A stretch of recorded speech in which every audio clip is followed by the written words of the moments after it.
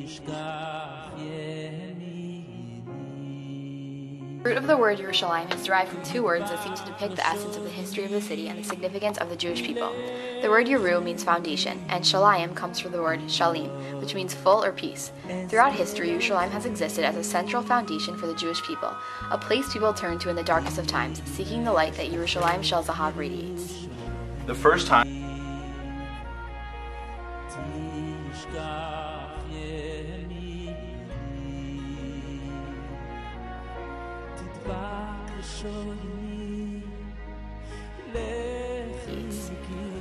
time the Torah references Yerushalayim is when Melchizedek, the ruler of Shalem, or Jerusalem, approaches Abraham to offer him bread and wine after battling the four kings. Interestingly, Melchizedek is also referred to as a Kohen, yet as we all know, this title eventually goes to the descendants of Abraham. The Gemara in Nedarim 32b tells us that the reason for this was to show that the priesthood was not automatically passed down, but rather Abraham won the kahuna through his own personal merit and not through inheritance. Similarly, Yerushalayim belongs to us, not because it was given to us, but because we earned it. Yerushalayim belongs to us because we established it as a beacon of morality and religiosity for the rest of the world.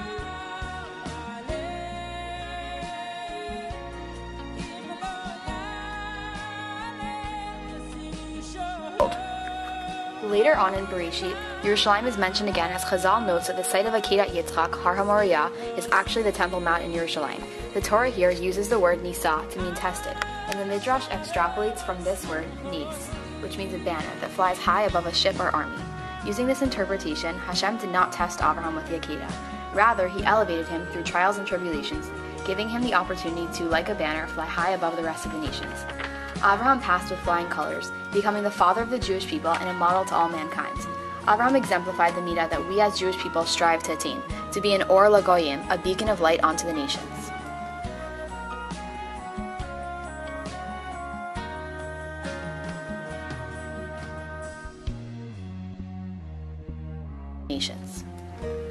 The history of Yerushalayim continues as David HaMelech conquers the city from the hands of the Yevusim and establishes it as his capital, Ir David.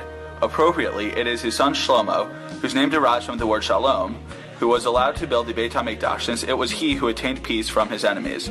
Once again, we see the importance of a foundation, that we first must establish strong roots of peace before we venture to build on it.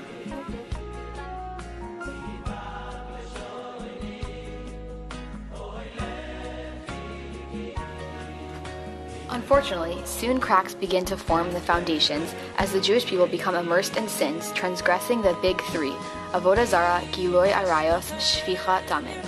On the 17th of Tammuz, the Babylonians breach the walls of the holy city, and on the 9th of Av, the Beis HaMikdash is destroyed by Nebuchadnezzar. But we never lost hope of returning to our holy city, and it was in those dark days, as we wept by the rivers of Babylonia, that we famously cried out, Im eshkachech Yerushalayim tishkach yamini.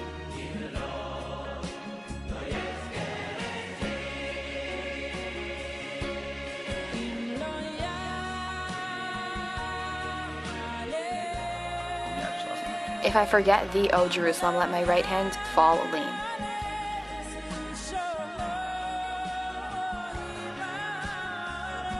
Despite the tragedy that had overtaken the Jewish nation, a strong leader, Ezra HaSofer, arose from the ashes, rekindled Jewish tradition and culture, and helped rebuild the second Beit HaMikdash.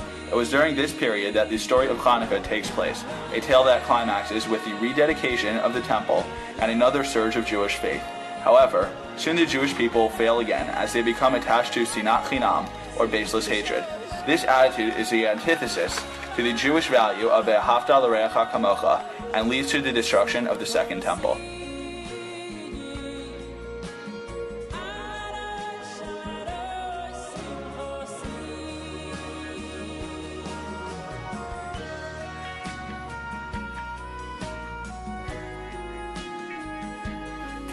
The next 1900 years were some of the darkest years that the Jewish people experienced. Yerushalayim was in the hands of other nations and religions who left their own imprint on the holy city. Despite this, the Jews never lost faith that their city would one day be theirs again. Every day, 3 times a day, Jews in all the corners of the earth raised their voices heavenward and begged Hashem, V'li Yerushalayim ircha berachamim tashuv, v'tishkon betocha ka'asher dibarta. And to Jerusalem your city may you return in compassion, and may you rest within it as you have spoken.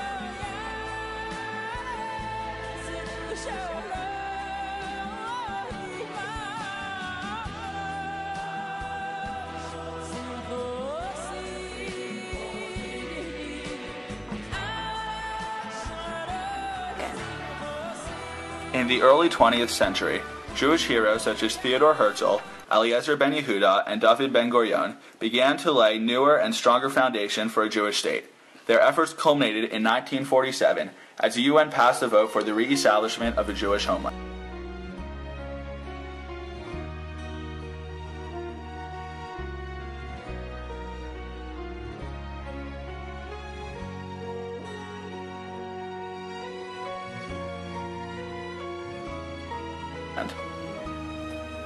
The joy didn't last too long, and soon, in 1948, Yerushalayim is partitioned and its Jewish residents either exiled or besieged by the Arabs.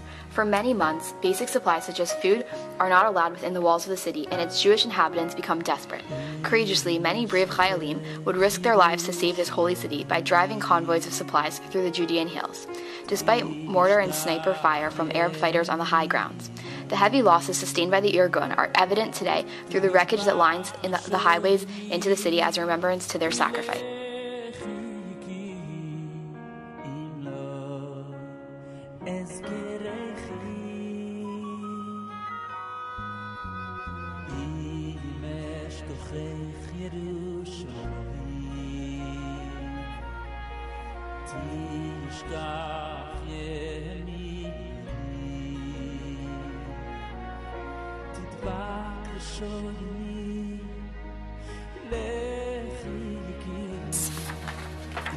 The war ended with Yerushalayim split between the west, which belonged to Israel, and the east, including the Old City, in the hands of the Jordanians. For the next 19 years, the Jews of the fledgling state were barred from visiting the Kotel, the holiest site in Judaism.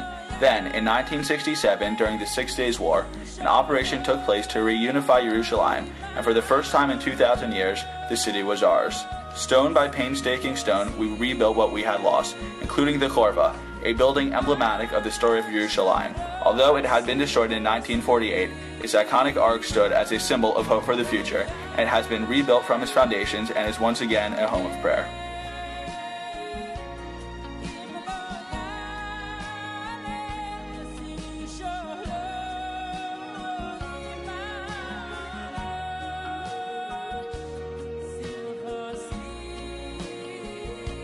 Today, Yerushalayim is a city where you can find malls, supermarkets, houses, and other common sites. And of course, there's Har HaBayit with the Kotel at its base. Standing in the holiest city in the world, this remnant of the Holy Temple exists as a beacon of light to us, even until this day. The Western Wall reminds us that Yerushalayim is not yet shalim, not yet complete. It reminds us that if we continue our mission to lay the foundation of Torah, mitzvot, and shalom, we will merit its rebuilding. B'mhera b'yameinu, amen. Amen.